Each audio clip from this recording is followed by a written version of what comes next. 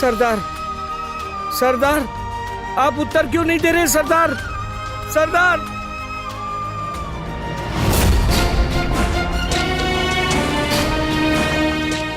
क्या हो रहा है? हाँ? क्या हो रहा है? क्या देवदत्त और बाबा?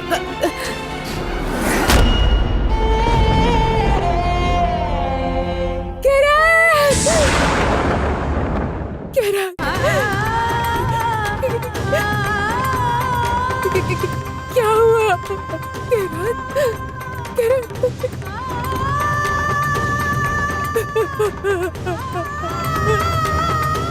हमारे घर में चूल्हा जलना तो दूर की बात है, खाने का एक दाना तक नहीं है हमारे पास। बिना भोजन किए ही सो गए। क्यों सो गए? आखिर क्यों हुआ ऐसा? हाँ? जब ये तुम्हारे साथ गए थे तो ऐसे वापस क्यों आए? मुझे जवाब चाहिए, जवाब दे।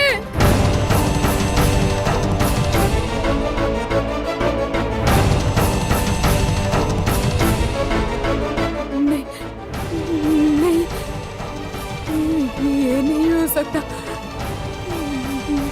नहीं नहीं, तुम्हारे पिताजी को कुछ नहीं हो सकता। कुछ भी नहीं हो सकता उन्हें। तुम भी बोलो ना, तुम्हारे पिताजी को कुछ भी नहीं हो सकता। बोलो ना, बोलो। चुप क्यों तुम?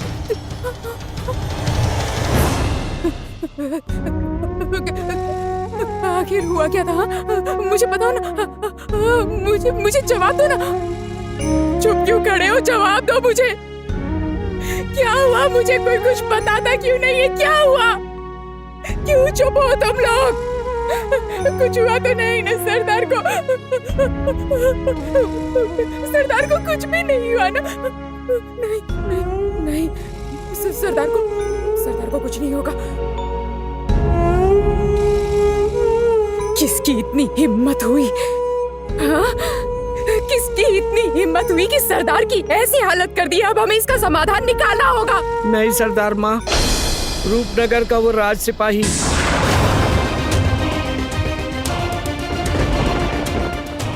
रूपनगर का राज सिपाही?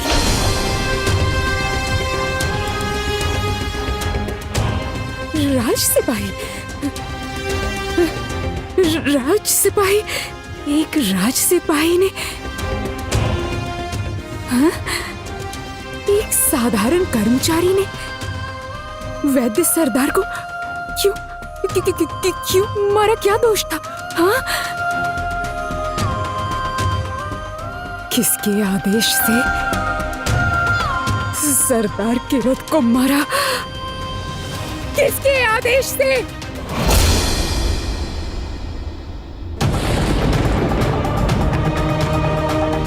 मुझे विश्वास है कि इसी हार के लालच में उस राज सिपाही को यहां भेजा गया था जिसने सरदार को मारा।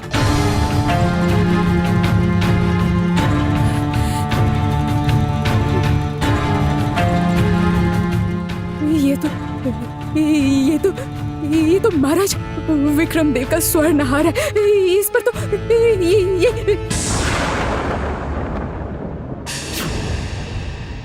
इसके ऊपर तो राज चिन्ह है।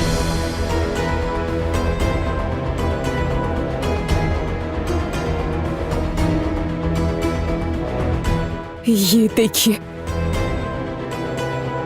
महाराज विक्रमदेव का विजय चिन्ह इस हार के ऊपर है।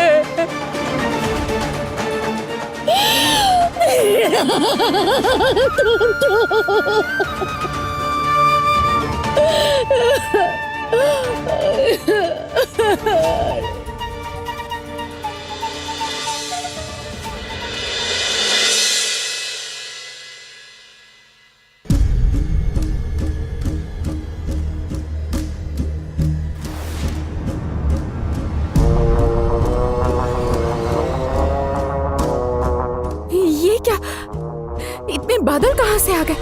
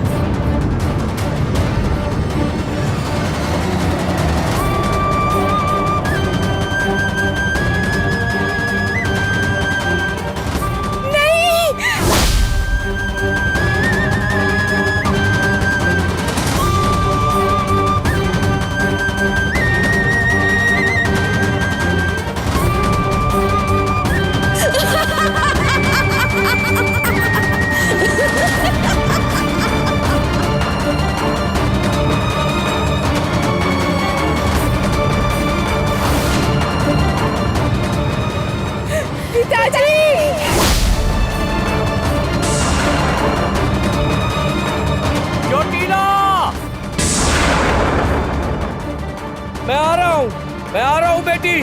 तुम्हें कुछ नहीं होगा, कुछ नहीं होगा तुम्हें। पिताजी!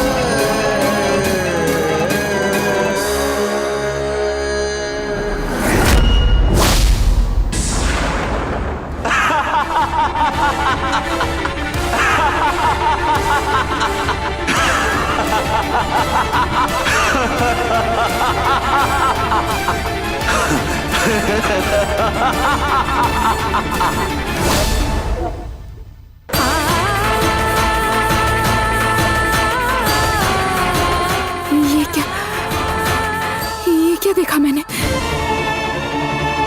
पिताजी के बारे में ये अशुभ सपना कैसे देखा मैंने? सुना है सुबह का सपना सच हो जाता है। पिताजी ठीक तो है ना? नहीं नहीं, ये सब झूठ है, ये सब झूठ है। पिताजी, पिताजी, पिताजी, पिताजी!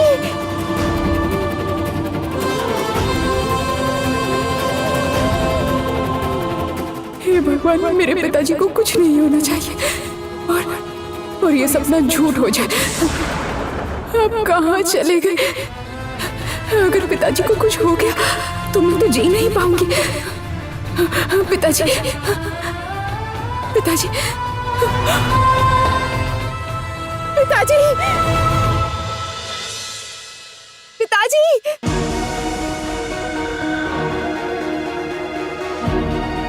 पिताजी! पिताजी! पिताजी! पिताजी, आप कहाँ चले गए? कहाँ चले गए आप?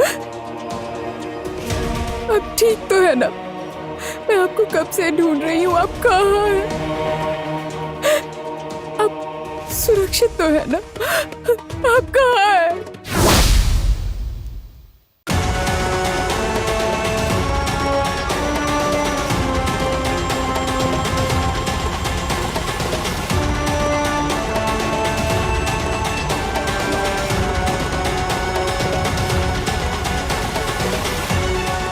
पिताजी,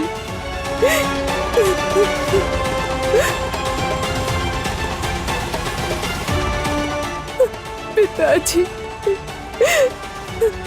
पिताजी, अब कहाँ है? कहाँ है पिताजी? पिताजी,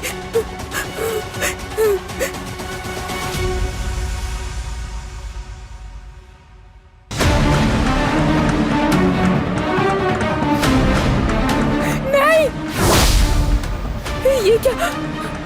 ये क्या? पिताजी के दुपट्टे पर ये तो रक्त का दाग है।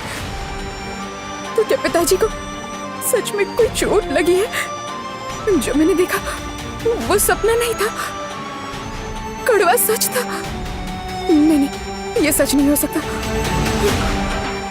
ये सच नहीं हो सकता। मेरे पिताजी को कुछ नहीं हो सकता, कुछ नहीं हो सकता, कुछ नहीं हो सकता। पिताजी को कुछ नहीं होगा, कुछ नहीं होगा।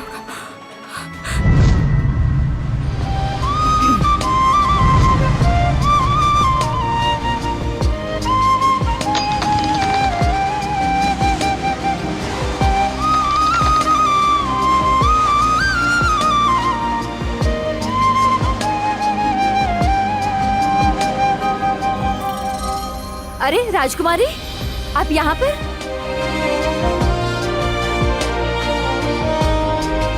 आप यहाँ और घर की हालत ऐसी किसने कर दी?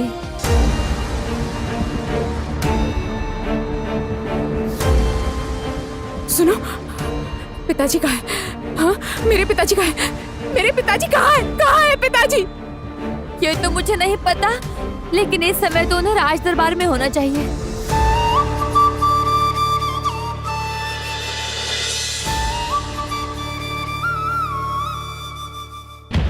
आज महाराज विक्रमदेव के साथ जो कुछ भी हुआ है वो केवल महाराज का अपमान नहीं है, बल्कि पूरे रूपनगर की मान सम्मान और प्रतिष्ठा पर एक गहरा आघात है। मैं इस अपराध को किसी भी कीमत पे स्वीकार नहीं करूंगा।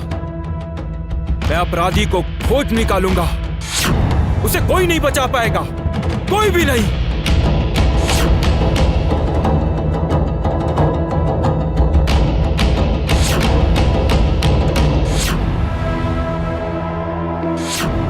सेनापति महोदय, आपकी आंखों में यह डर कैसा है? आपको किसका भय है? कुमार, ये मत भूलना कि मैं आपका गुरु हूँ। मेरा इसमें कोई हाथ नहीं है, पर मुझे किसी भी प्रकार सत्य का पता लगाना ही होगा। कुमार देव, मैंने अपना पूरा जीवन रूपनगर को समर्पित किया है। जब भी महाराज पर विपत्ति आई है, मैं ढाल बनकर सामने खड़ा हो गया हूँ। इसलिए आप मुझ पे इस प्रकार संदेह नहीं कर सकते। अनर्थ हो गया। यदि कुमार ने मेरी आंखों में देख लिया तो मैं उनका सामना नहीं कर पाऊंगा। और तुम्हें तो महाराज की सेवा का उत्तरदायित्व सौंपा गया था ना? देव कुमार, मैं जब गया था महाराज विश्राम कर रहे थे। आप मेरा विश्वास कीजिए, मैंने ऐसा कुछ नहीं किया। सैनिकों, इसे कोड़े से मारो जब तक ये सच न उगल दे। इसे तब तक मारो जब तक असली सच्चाई बाहर ना आ जाए। मारो इसको। दुहाई हो महाराज, दुहाई हो, हमें झूठे आरोप में दंड न दे, हमें क्षमा कर दे। पिताजी,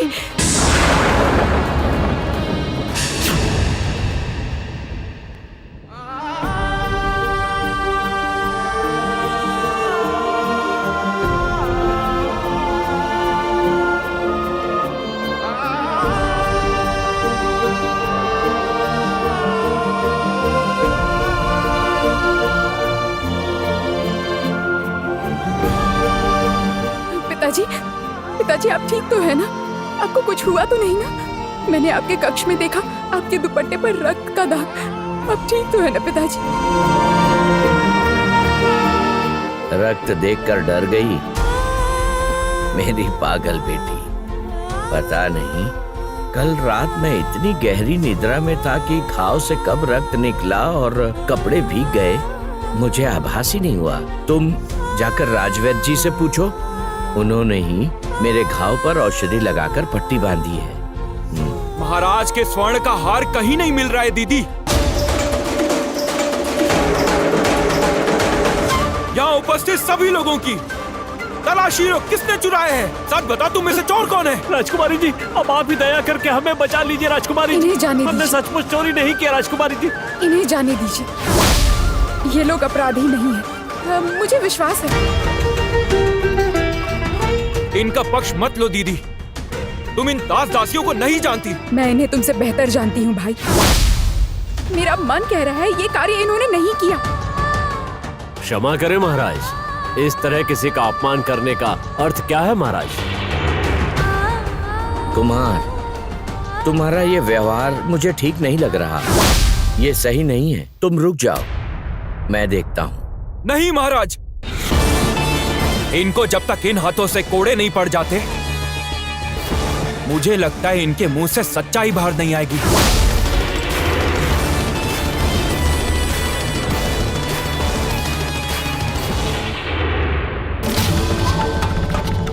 क्षमा कीजिए महाराज। महाराज, राजसभा में सभी से पूछताछ हो रही है, तो फिर इस राजसभा में प्रताप जी भी तो उपस्थित है, उनसे भी तो पूछताछ कीजिए। सावधान! मेरे पिताजी का अपमान कर रहे हो। अब इसके आगे कुछ कहा तो तुम्हारे सर को तुम्हारे धड़ से अलग कर दूंगा। भाई रुक जाओ। कुमार, तुम अपनी सीमा पार कर रहे हो, छोड़ दो उन्हें। ये मेरा आदेश है, अपनी तलवार नीचे करो। रुक जाओ, यहाँ नहीं, भाई यहाँ छोड़ दो। नहीं, पीछे हटो, यहाँ नहीं, हटो यहाँ से। अपने पुत्र को समझाओ प्रताप, यदि राज सिंहासन पर बैठना है तो इस प्रकार का उग्र व्यवहार उसे शोभा नहीं देता। क्रोध को शांत रखना चाहिए। सच ही तो है, भाई पहले ऐसा नहीं था। इसके मन में चल क्या रहा है? मैंने चल, कुछ नहीं किया। चल, मुझे छोड़ चल। दीजिए। ये क्या? अरे इतना क्यों मारा है तुम लोगों ने इसे? इस तरह कोई किसी को मारता है क्या? कोई और चारा नहीं था राजकुमारी। मैंने स्वयं अपनी आंखों से देखा। महल के पीछे जाके कुछ छुपाकर भाग रहा था। मुझे विश्वास है महाराज का हार इसी के पास है। नहीं नहीं, विश्वास कीजिए, मैंने कोई हार नहीं चुराया है। क्यों कुमार, आप चुप क्यों हैं? अभी तो आप चोर को ढूंढ रहे थे ना? रुको भाई, तुम इसे दंड देने जा रहे हो, पर यही दोषी है, इसका कोई प्रमाण है? मतलब तुमने तो अभी सुना ना कि प्रहरी ने कहा कि ये चोरी करके वहां से भाग रहा था। पर इसके पास तो कोई प्रमाण नहीं है ना, तो फिर इसे चोर कैसे कह सकते हैं? भाई एक बात याद रखना कि क्रोध से किसी भी राज्य को नहीं चलाया जा सकता। ऐसे राजा नहीं बनते।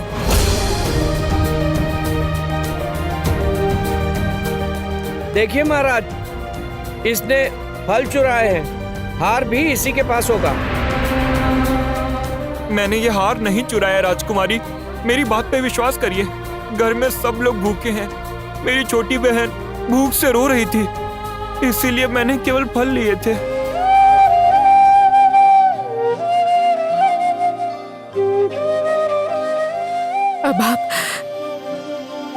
अब आप इसके बारे में क्या कहना चाहेंगे?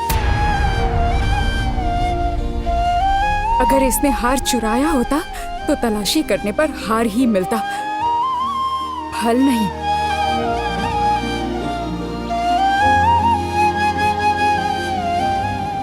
वाह, इसे ही कहते हैं सच्चा न्याय। यही तो है सुविचार। मुझे एक बात बताइए, भूख मिटाने के लिए अगर कोई चोरी करता है तो क्या वो कोई अपराध है या फिर विवशता? यदि प्रजा भूखी है तो ये किसकी जिम्मेदारी है? और अगर प्रजा को भोजन नहीं मिलता है तो फिर ये राजा की हार है। कहना क्या चाहती हो बेटी?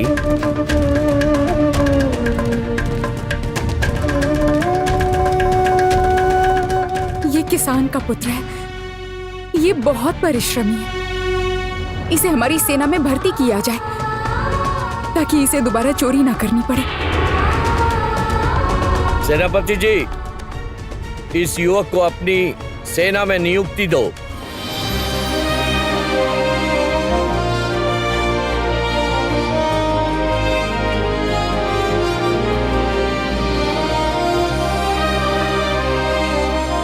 ये तुम्हारा है, तुम ही रखो। मैंने तुम पर जो भरोसा किया है उसे तुम्हें हमेशा निभाना होगा, ठीक है? राजकन्या रूपमती तुमी अनुन्ना। ये लीजिए। देखो चोटिला, तुम्हें थोड़ा सा कष्ट होगा।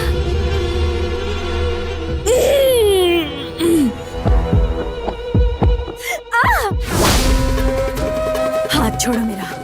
तुम समझ नहीं रही हो चोटिला, तुम्हें चोट लगी है। तो क्या आराम मिल रहा है? मुझे ऐसा लगता है तुम्हें। मैंने मना किया था कि इस कमजोर शरीर के साथ अकेले कहीं मत जाओ, पर नहीं, तुमने मेरी एक बात नहीं सुनी। इसीलिए कहा जाता है कि बड़ों की बात मान लेनी चाहिए, वरना अच्छा नहीं होता। चुप रहो।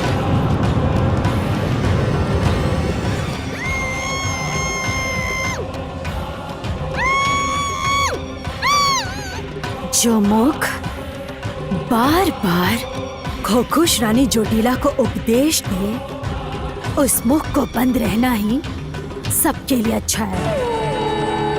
अब ऐसे ही पड़े रहो।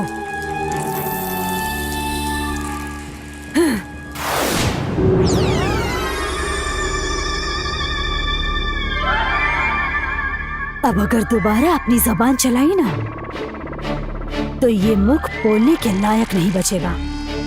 सदा के लिए तुम्हें गायब कर दूंगी।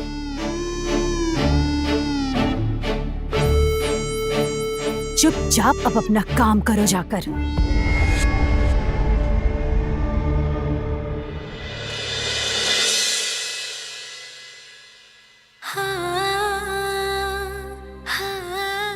भाई,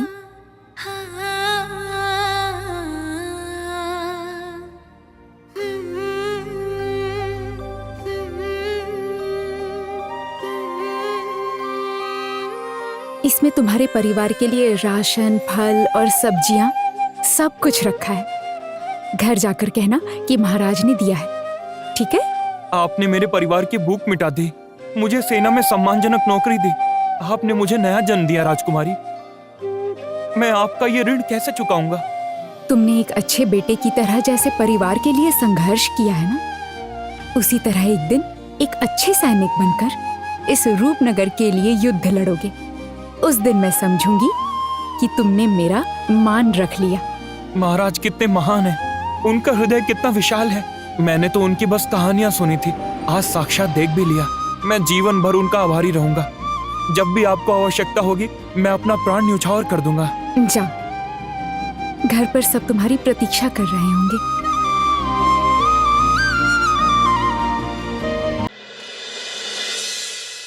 रूपमती, मैंने सुना है कि आज एक बालक के साथ अन्याय होने वाला था और तुमने उसे बचा लिया, उस बालक को। मुझे बहुत अच्छा लगा छोटी माँ। कुछ काम करने के बाद मन को कितनी शांति मिलती है ना। मुझे इस काम से बहुत बहुत खुशी मिली है। आज तुम्हारी माँ जीवित होती तो बहुत प्रसन्न होती, जानती हो। महारानी तुम्हें ढेर सारा आशीर्वाद देती। छोटी माँ, मैं आपसे एक बात कहूँ? हाँ, कहो ना रूपमती। मैं ना इस बार माँ का जन्मदिन अपने हाथों से आयोजित करना चाहती हूँ। मेरा बहुत मन है। अरे वाह, ये तो बहुत अच्छी बात है रूपमती।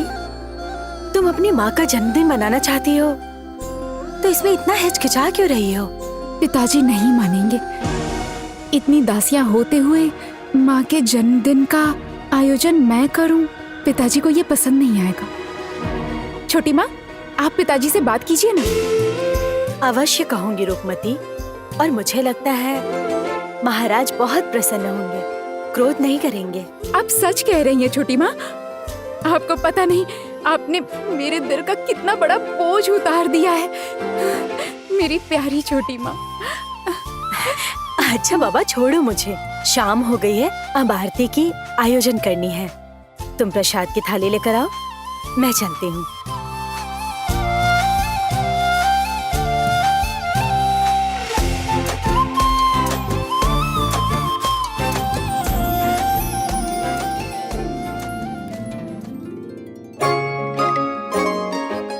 अभी के लिए इसे संभाल कर रखिए।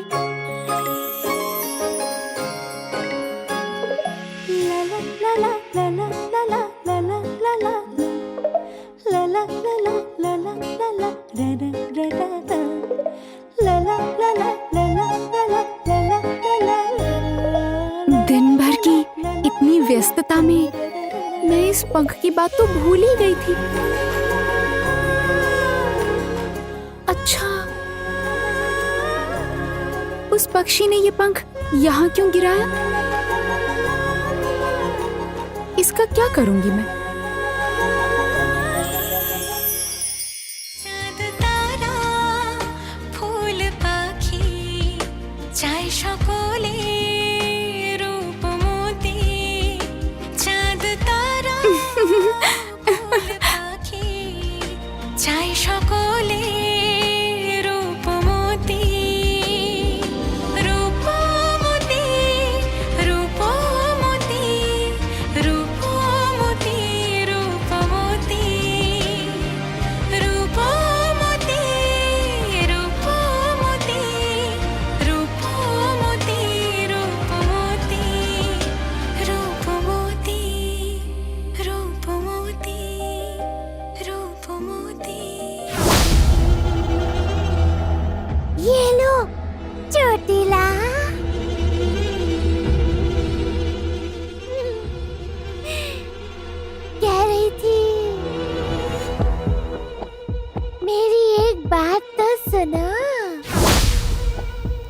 तुम्हारी बात? नहीं नहीं, बेकार की बातें नहीं, मैं काम की बात कहूंगी। मैं कह रही थी चोटिला, अगर तुम राजा विक्रम देव पर आक्रमण करने का सोच रही हो तो देखो, तुम जानती हो ना कि वो अकेले नहीं है, समझी ना? तो फिर क्या तुम्हें साथ लेकर जाऊं मैं? नहीं, मैं अपनी सेना की बात कर रही हूँ। तुम अपनी खुश सेना को भेजने की व्यवस्था करो। यदि वे किसी काम के नहीं और सारा काम तुम्हें ही करना है तो उन्हें पालने का ही क्या फायदा? चोटिला, मैं ना सच कह रही हूँ, तुम अभी ना बहुत दूर की सोच रही हो। बहुत मुश्किल है, बहुत मुश्किल है चोटिला। मैं तो बस अच्छी बात ही कह रही थी। अच्छी बात? कहाँ से लाऊं मैं खुश सेना? खुश सेना तो सब समाप्त हो चुकी है। क्या तुम नहीं जानती? अब नए खुश कहाँ से मिलेंगे बताओ? अरे बाबा, तुम तो मनुष्यों को ही खुश में बदल देती हो ना। तुम वही तरीका आजमाओ।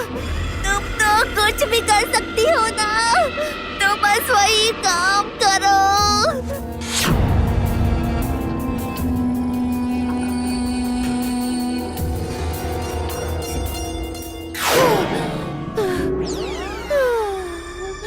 चोटिला, आवश्यकता नहीं है। मेरे मन में एक योजना है। विक्रम देव को वे आदिवासी ही समाप्त कर देंगे। मैं एक ऐसा बीज बोकर आई हूँ जहां से प्रतिशोध का वृक्ष जन्म लेगा, और उस विशाल वृक्ष को देखकर नफरत की हवा चलेगी, और उसी हवा में बैत और रूपनगर के बीच फिर से युद्ध छिड़ेगा। दोनों पक्ष एक दूसरे को मारेंगे और मिटाएंगे, और वहीं से तैयार होगा रूपनगर पर आक्रमण करने का मेरा हथियार।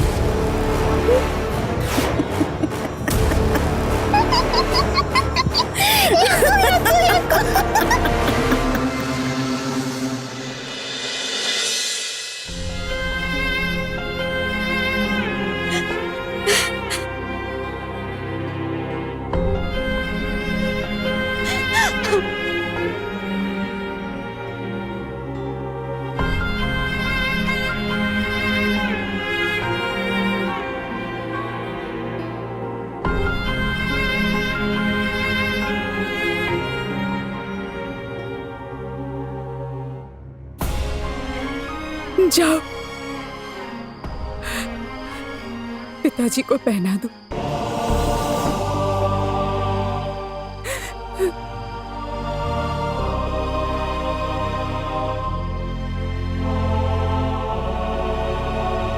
और पिताजी के सामने प्रतिज्ञा करके आओ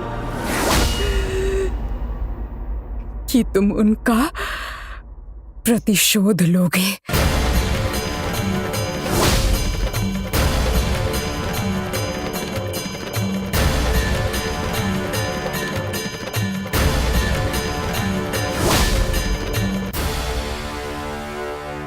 प्रतिशोध?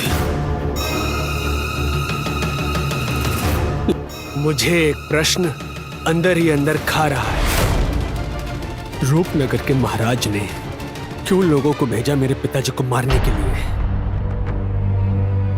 क्या उनके साथ हमारी कोई पुरानी शत्रुता है? इतने दिनों तक तुम्हें नहीं बताया देवदत्त, हमने इसे छिपा कर रखा था। शत्रुता, अशांति,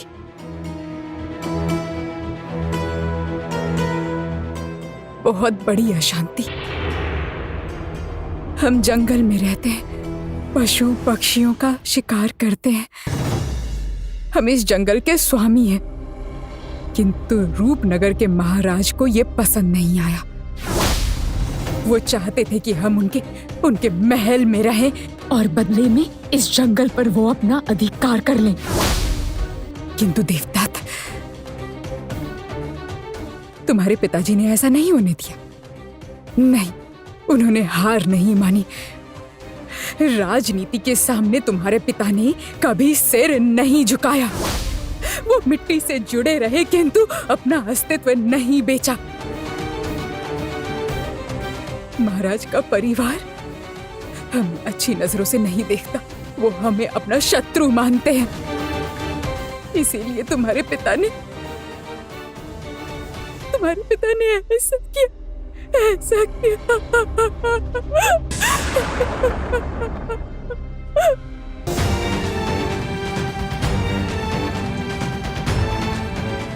चिंता मत करो माँ, बिल्कुल चिंता मत करो। महाराज अगर सचमुच अपराधी हैं तो फिर मैं खुद उन्हें अपने हाथों से दंड दूंगा। उन्होंने हमारे सबसे प्रियजन को हमसे छीन लिया। मैं भी उनके सबसे प्रियजन को उनसे छीन कर दिखाऊंगा।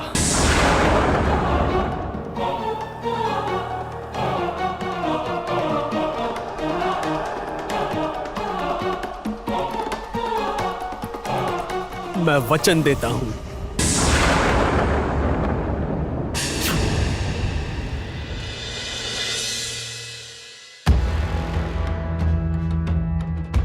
अब मेरी बारी, ये है मेरी चाल।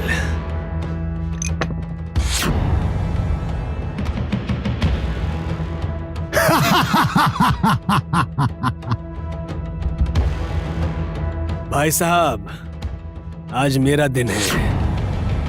आज आप सब कुछ खो देंगे। पिताजी आपको जीतना ही होगा, चाहे युद्ध का मैदान हो या खेल का मैदान हो। रूपनगर के महाराज विक्रम देव कभी हार नहीं सकते हैं, समझ गए? आप बस मन में विश्वास रखिए, देखना आप ही जीतेंगे। तो क्या आप एक बार फिर से हारने के लिए तैयार हैं? खेल समाप्त होने से पहले मैं हार स्वीकार नहीं करूंगा प्रताप। देखते हैं भाग्य में क्या लिखा है। आप हारेंगे तो जरूर, लेकिन उससे पहले कहिए, इस बार क्या दांव पर रखेंगे?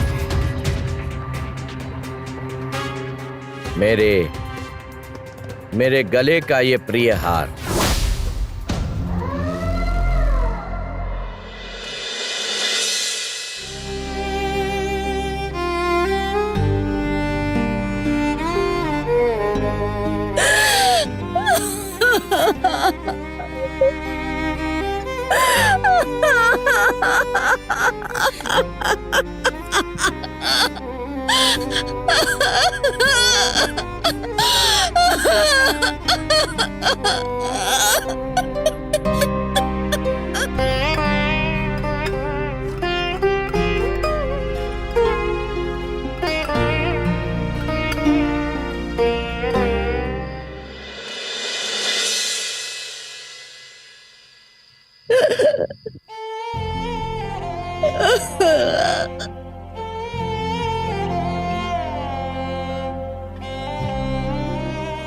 आशीर्वाद दीजिए पिताजी कि मैं हमेशा आपका सर ऊंचा रख सकूं।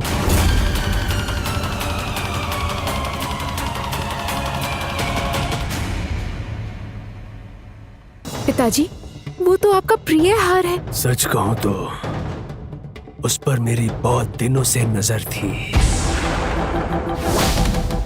मेरे बेटे के गले में वो बहुत अच्छा लगेगा। कुमार अगर मांगता तो मैं ये हार उसे ऐसे ही दे देता। वो तो मेरे पुत्र समान है। पुत्र समान होना और पुत्र होने में फर्क होता है, बहुत फर्क होता है भाई साहब। फिर चाहे वो कोई भी क्यों ना हो, चाहे जो भी हो, अगर ये हार कुमार को चाहिए होता तो मैं उसे ऐसे ही दे देता प्रताप। मैं कोई भेदभाव नहीं करता। वो तो मैं समझता हूँ, लेकिन इसमें कोई खुशी नहीं है। आप तो जानते हैं, योग्यता साबित करने के अलावा मैं और कुमार कुछ नहीं चाहते। इसीलिए ये हार, आज मैं आपको ये दांव हरा कर जीत लूंगा अपने कुमार के लिए।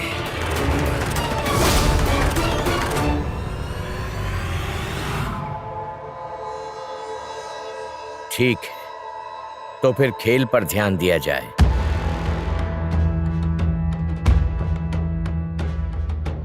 पिताजी आप हार मत जाइएगा। हे माँ चंडी, आप पिताजी को जिता देना।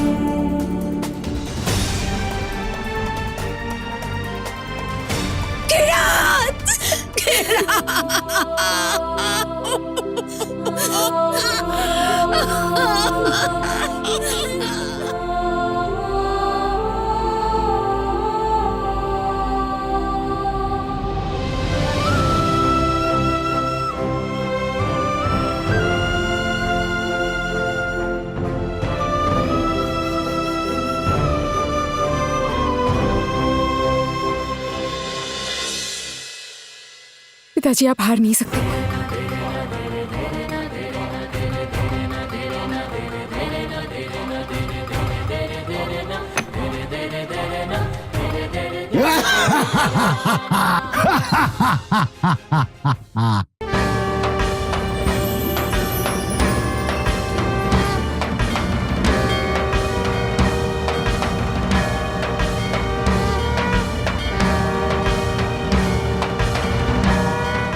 इस बार मैं जीत गया।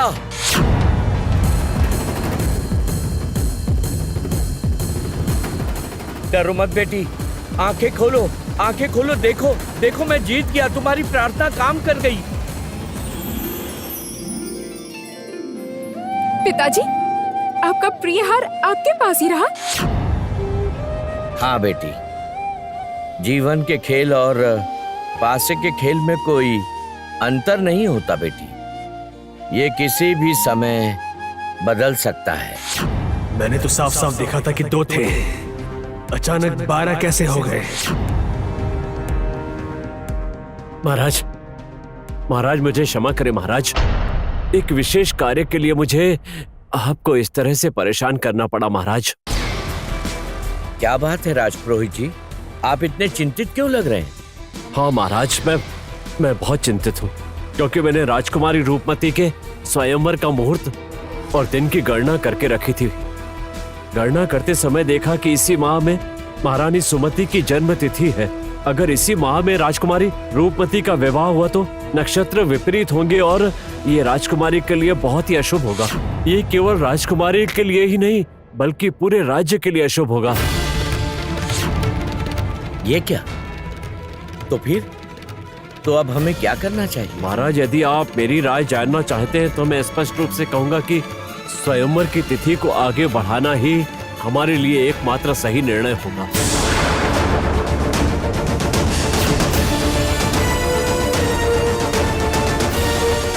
सर्वनाश!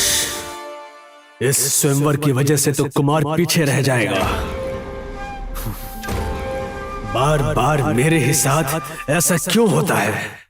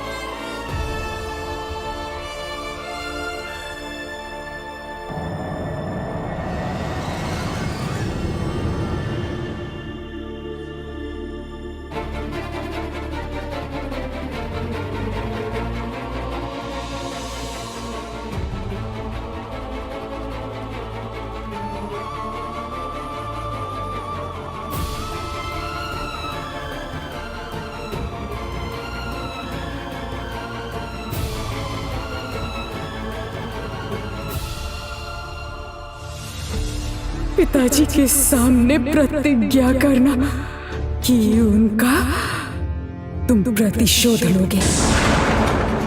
मैं आपके सामने प्रतिज्ञा लेता हूं पिताजी, जिसने मुझसे मेरा सब कुछ छीन लिया,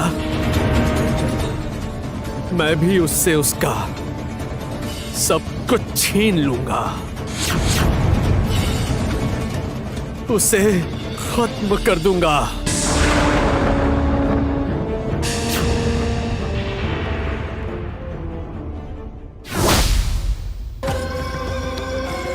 मुझे क्षमा कर दे पिताजी। मैंने बहुत प्रयास किया कि वो अमृत जल लाकर आपको बचा सकूं, किंतु मैं बार बार विफल रही हूं। मैं जीत नहीं रही हूं, हार रही हूं। सब आशाएं समाप्त हो रही है, शक्ति नहीं बच रही है।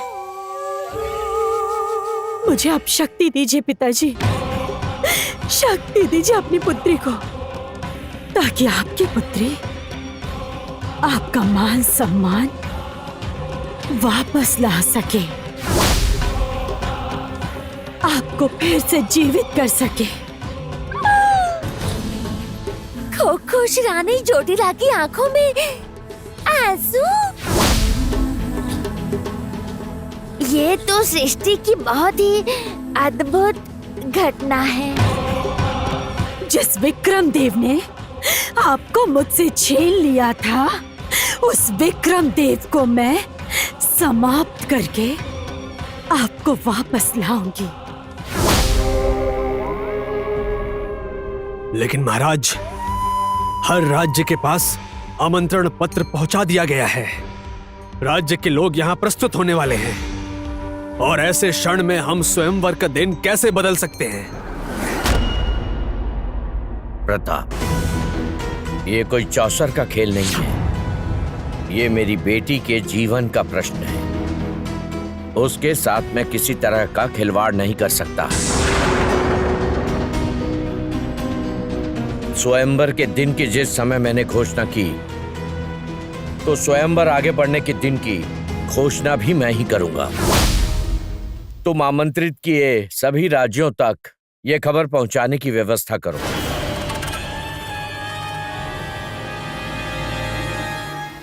बेटी, तुम्हारा क्या कहना है? मेरी तो एक ही राय है, जितने दिन तक पिताजी के पास रह पाऊंगी उतनी ही प्रसन्न हो जाऊंगी। मैं आता हूं महाराज।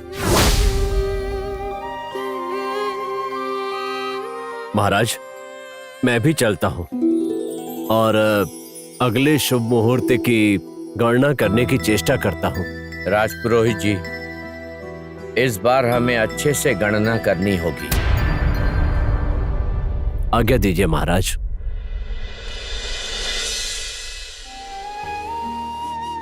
मैं आपको छोड़कर दूर नहीं जाना चाहती पिताजी।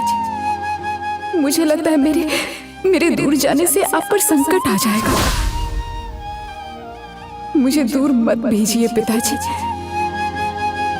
हमारे परिचित गुप्त शत्रुओं से संपर्क करने का समय आ गया है पिताजी।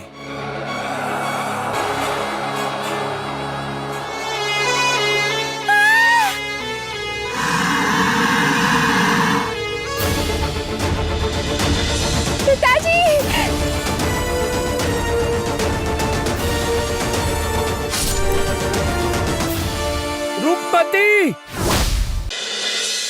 राजस्व की वसूली हुई है, कुल मिलाकर 6200 मुद्राएं। सेना पर कितना खर्च हुआ है?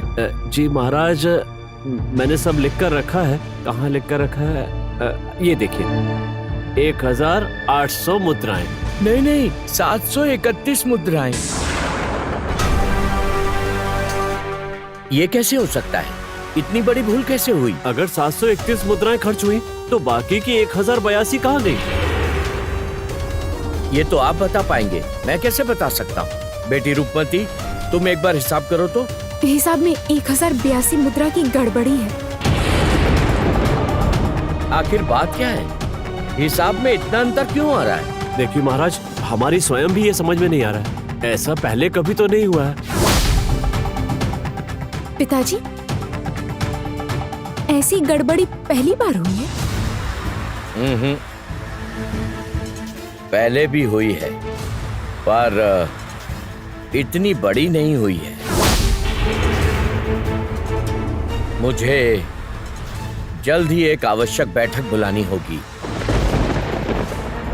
पिताजी, ये बहुत चिंता का विषय है। नहीं बेटी, इतना मत सोचो, ये सब मैं देख लूंगा। आप सब अभी जा सकते हैं, मैं इस मामले की जांच करूंगा।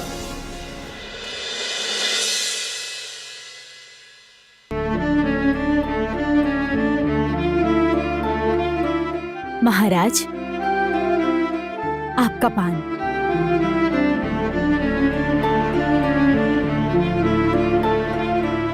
ये लीजिए महाराज।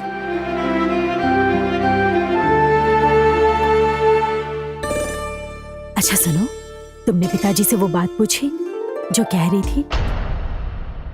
नहीं।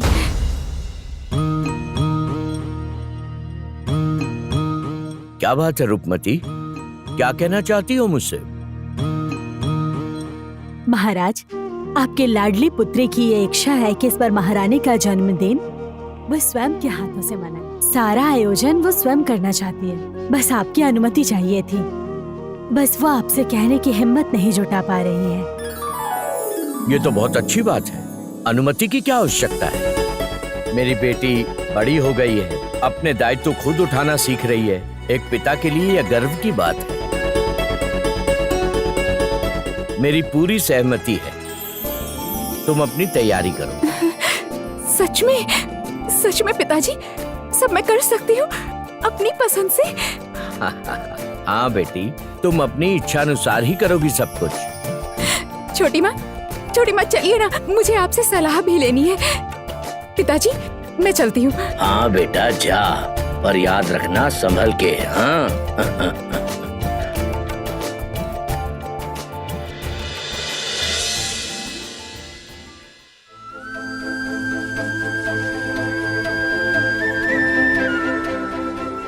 देखो सुमति, तुम्हारी बेटी रूपमती अपना दायित्व संभाल रही है। हमारी बेटी बड़ी हो रही है सुमति।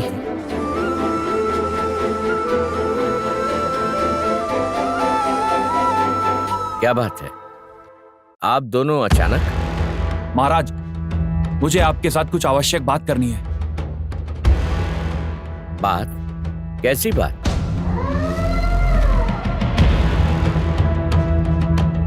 महाराज, मैं सोच रहा था कि जब आपने दीदी के स्वयंवर का निर्णय कुछ दिनों के लिए आगे बढ़ा दिया है, तो क्यों ना मेरा राज्याभिषेक उससे पहले कर दिया जाए? अचानक तुम्हारे मन में ये विचार कैसे आया? असल में महाराज, आपका शरीर इस वक्त बहुत असुस्त है और वहाँ जटिला भी युद्ध हार जाने के बाद काफी दिनों तक चुप बैठेगी ऐसा लगता नहीं है। वो फिर से आक्रमण के लिए तैयार होगी। इसीलिए इसी क्षण कुमार को जितनी जल्दी हो सके अगर सिंहासन पर बैठा दे तो राज्य और राज्य के लोगों का भविष्य सुरक्षित हो जाएगा। बस इसीलिए। वो तो ठीक है, तो भी कुमार तुम स्वयं तैयार हो? जी महाराज, हम तो इस सिंहासन पर बैठने के लिए बहुत पहले से तैयार हैं। तुम अपनी इच्छा की बात कर रहे हो कुमार। मैं पूछ रहा हूं कि क्या तुम मानसिक रूप से तैयार हो? विशेष तौर पर आज राज्यसभा में तुमने जो कुछ किया है उससे बहुत लोग तुमसे रुष्ट हैं। इसलिए इस विषय में मैं थोड़ी उलझन में हूं। उलझन में है? मतलब भाई साहब, आप खुद निर्णय लेकर उलझन में हैं? हाँ, इसलिए अंतिम निर्णय से पहले मैं आदिदेव के पास जाकर अपने मन की उलझन, संदेह सब दूर करना चाहता हूं। शंका? जब आपने निर्णय ले ही लिया है तो आदिदेव के पास जाने का क्या कारण है ये जो तुम्हारे पिता ने कहा ना, हमारे निर्णय पर ये राज्य के निवासी सभी के भविष्य की सुरक्षा का प्रश्न जुड़ा है।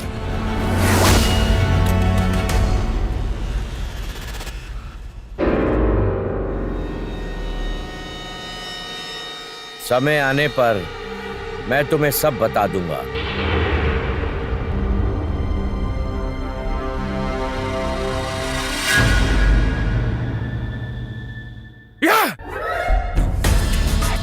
नहीं, अब इस तरह चुप होकर हाथ पर हाथ धरे नहीं बैठ सकता। अब इस बार मुझे ही कुछ ना कुछ अवश्य करना होगा। तुम क्या करोगे? तुम क्या करना चाहते हो?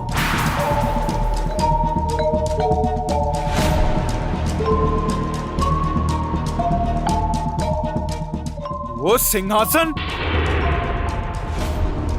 उस सिंहासन और मेरे बीच में जो भी ढाल बनकर खड़ा है उसे रास्ते से अवश्य हटाना होगा पिताजी। रास्ते से? मतलब तुम क्या महाराज को? अब इसके अलावा और कोई रास्ता नहीं है पिताजी। ये क्या कह रहे हो कुमार? इस राज घराने की दीवारों के भी कान हैं। किसी को खबर मिली तो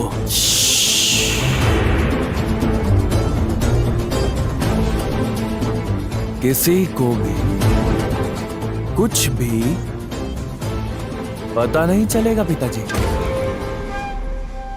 क्योंकि मैं अपने हाथों से कुछ भी नहीं करूंगा। तो फिर? राजनीति में गुप्त हत्या का भी एक अध्याय होता है जो मैंने आपसे ही सीखा है पिताजी। अब इस बार मेरे परिचित गुप्त हत्यारों से संपर्क करने का समय आ गया है। कुमार कुमार कुमार कुमार सुनो, उत्तेजित होकर कोई गलत काम मत करो। कुमार,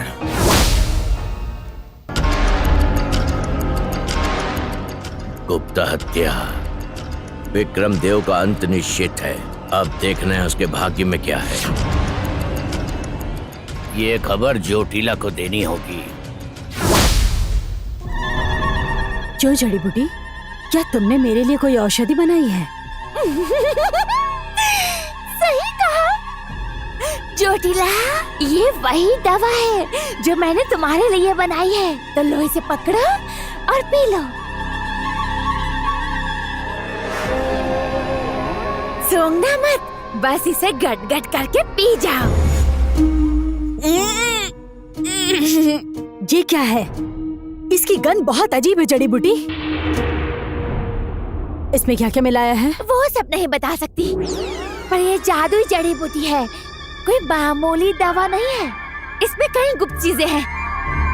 तुम इसे बस पी जाओ। 10 दिन रोज रात में पूरे मन से इसे बस पीते रहना। फिर देखना अगली पूर्णिमा तक तुम एकदम ताकतवर हो जाओगी। देख लेना। सत्य कह रही हो ना? हो, क्या मैंने कभी गलत बोला है?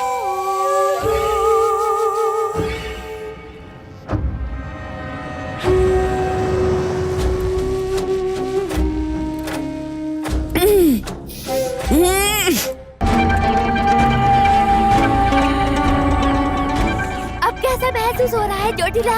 हाँ? ताकतवर महसूस हो रहा है ना?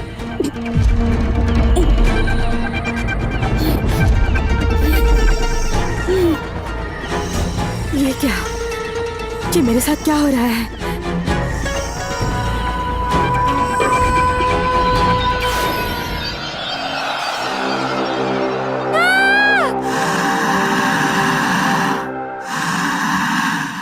सर्वनाश!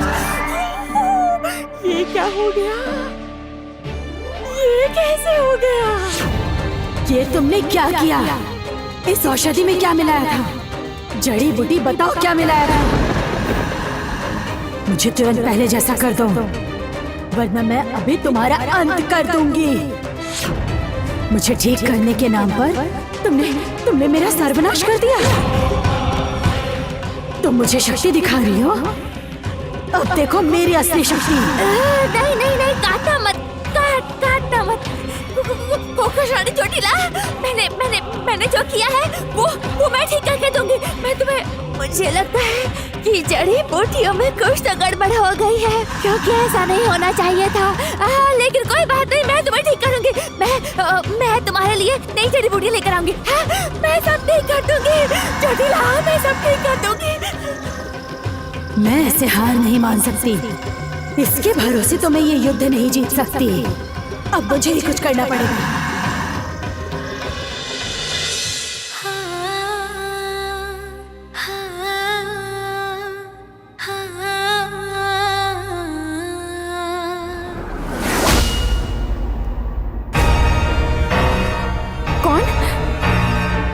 कौन?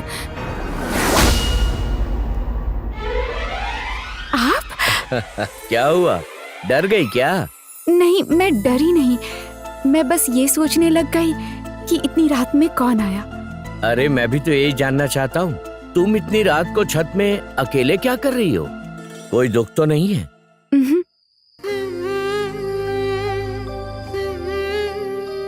चांद में माँ को देख रही हूँ। तुम्हें अपनी माँ की बहुत याद आती है ना? हाँ, आपको पता है पिताजी, आजकल ना माँ की बातें बहुत याद आती हैं। आज नहीं तो कल मेरा स्वयंवर होगा और फिर मेरी शादी। मेरे जीवन का इतना बड़ा दिन आने वाला है। माँ साथ होती तो अच्छा होता ना। वो सब छोड़ो, आज जो तुमने राज्यसभा में समझदारी का परिचय देते हुए उस गरीब बालक की जान बचाई, तब मेरे मन में भी विचार आया कि तुम्हारी माँ अगर जीवित होती तो आज उन्हें कितना गर्व होता। जानती हो बेटी, जब जब तुम्हें देखता हूँ सुमति की याद आने लगती है। तुम बिल्कुल अपनी माँ पर गई हो, कोमल मन की पर बहुत ही बुद्धिमान। लोगों से प्यार करती हो पर आवश्यकता पड़ने पर विरोध भी करना जानती हो। नहीं पिताजी, मेरी तुलना माँ से मत कीजिए। माँ कितनी साहसी थी, एक महान योद्धा थी, एक सच्ची वीरांगना। उन्हें कितना ज्ञान था और मुझे तो कुछ भी नहीं आता। राक्षसों से कैसे लड़ना है ये भी नहीं पता। माँ ने अपनी जान दे दी थी, वो भी मुझे बचाने के लिए।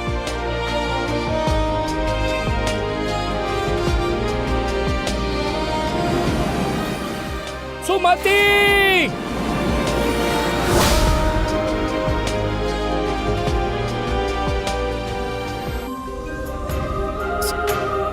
तो तुम्हें भी अपनी माँ के जैसा ही बनना होगा, सुमति की योग्य संतान बनना होगा। हमारा राज्य रूपनगर और आसपास के सभी राज्य जिस प्रकार सुमति का गुणगान करते हैं, ठीक वैसे ही एक दिन सब लोग तुम्हारा गुणगान करेंगे।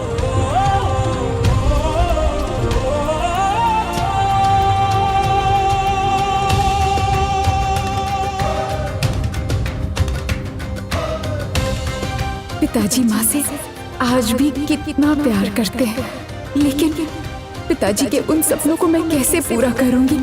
मैं तो बस एक साधारण सी लड़की हूँ। मैं तो किसी को मार भी नहीं सकती।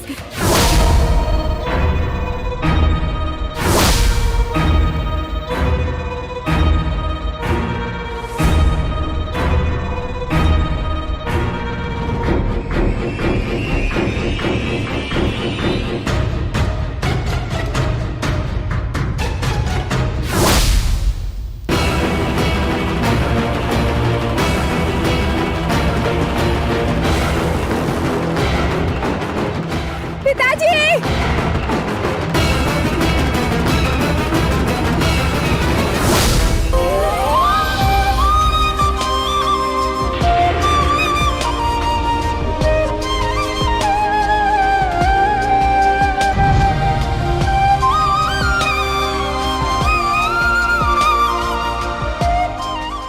रूपमती, रूपमती, रूपमती, रूपमती, बेटी, बेटी, क्या हुआ बेटी? क्या हुआ तुम्हें? जाकर पकड़ो उसे, भागने ना पाए, पकड़ो। तुझे कुछ नहीं हुआ, तुम ठीक हो ना? बोलो, बात करो, क्या हुआ बेटी? मैं ठीक हूँ पिताजी, मैं ठीक हूँ। आप ठीक तो है ना पिताजी? आपको चोट तो नहीं लगी ना? रूपमती, रूपमती, महाराज क्या हुआ रूपमती को? रूपमती पुत्री, रूपमती तुम ठीक हो? बोलो रूपमती, दीदी आप ठीक तो हो क्यों ना? हो? बोलो, दीदी क्या हो गया? बोलो रूपमती। रूपमती, दीदी उठो। दीदी उठो, उठिए दीदी। उठो। बेटी तुम ठीक हो ना? बोलो बेटी। तुम ठीक हो पुत्री? हाँ छोटी माँ, मैं बिल्कुल ठीक हूँ। किंतु किंतु कोई तो था जो पिताजी की जान लेने के लिए आया था।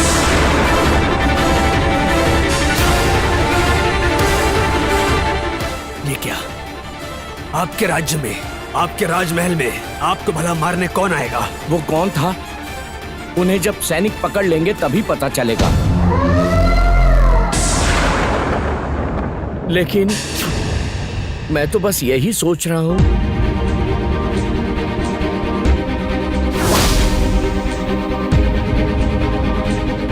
रूपमती बेटी, क्या तुम्हें पता है कि तुम्हारे साथ क्या हुआ था? नहीं पिताजी, मैं नहीं जानती, मुझे कुछ समझ नहीं आ रहा।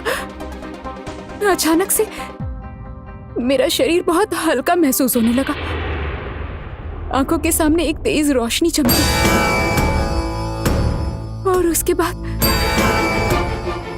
मुझे कुछ याद नहीं। मुझे ऐसा लगता है कि मेरी जान बचाने के लिए स्वयं माँ बासुली चंडी तुम में समा गई थी।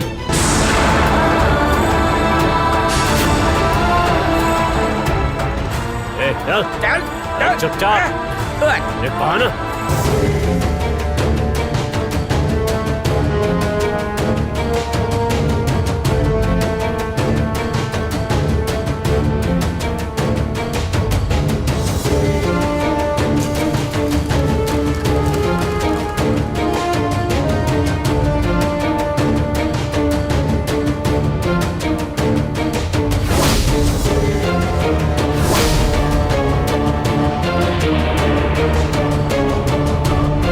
इसने अगर सारी सच्चाई महाराज के सामने बता दी तो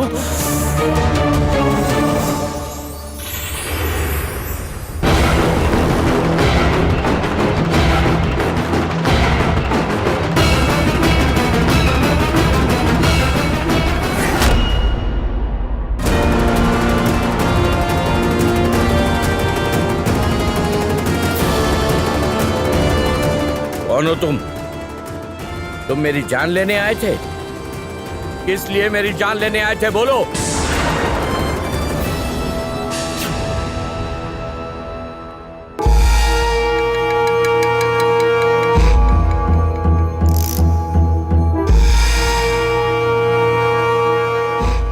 हाँ पिताजी, इसकी आंखों को देखकर लगता है इसे किसी ने भेजा है। हमारे षड्यंत्र से पर्दा तो नहीं उठ जाएगा? बोलो, किसने तुम्हें यहाँ भेजा है? बोलो। देखो, इस तरह चुप रहोगे तो तुम बच नहीं पाओगे। बताओ, किसने भेजा है तुम्हें यहाँ?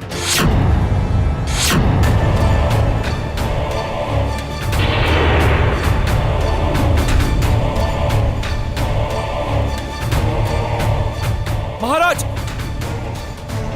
इसका ये जंगली चेहरा देखकर मुझे तो कोई वैद्य लगता है। वैद्य? तुम वैद्य हो?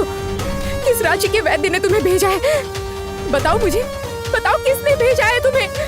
चुप क्यों हो? बताओ, बताओ। तुम कौन हो? अब ऐसे चुपचाप क्यों खड़े हो? देखो तुम इस वक्त पकड़े जा चुके हो, तो अब बताओ, बताओ हम सबको, किसने भेजा है तुम्हें? क्या हुआ? बोलोगे नहीं? सच सच बताओ, किसके कहने पर तुमने महाराज पर हमला किया? बोलो।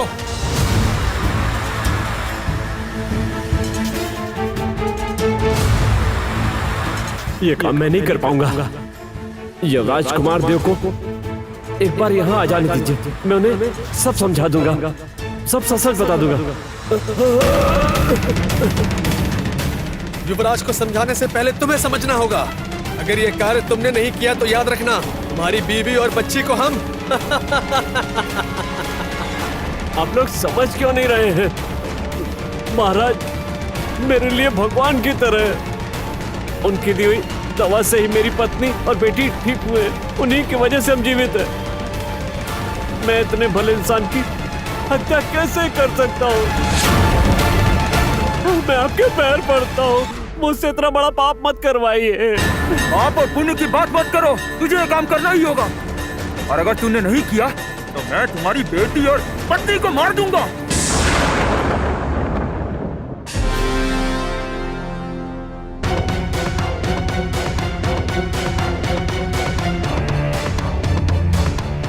देखो देखो, मेरे सब्र का बांध अब टूटा जा रहा है।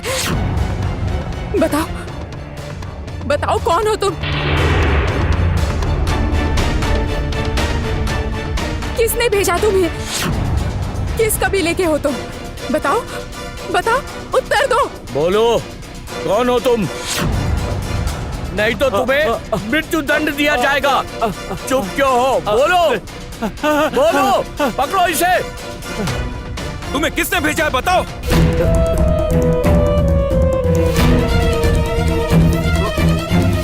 ये क्या क्या पी रहे हो तुम? क्या पिया तुमने? क्या पिया तुमने? क्या पिया तुमने? पिताजी, पिताजी,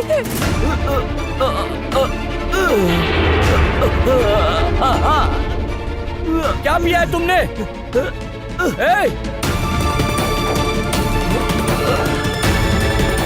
चलो अच्छा हुआ, अब कोई जान नहीं पाएगा कि राजा पर हमले के पीछे मेरा हाथ था।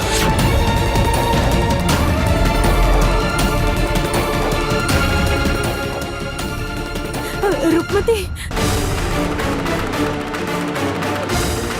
रुकमती, रुकमती।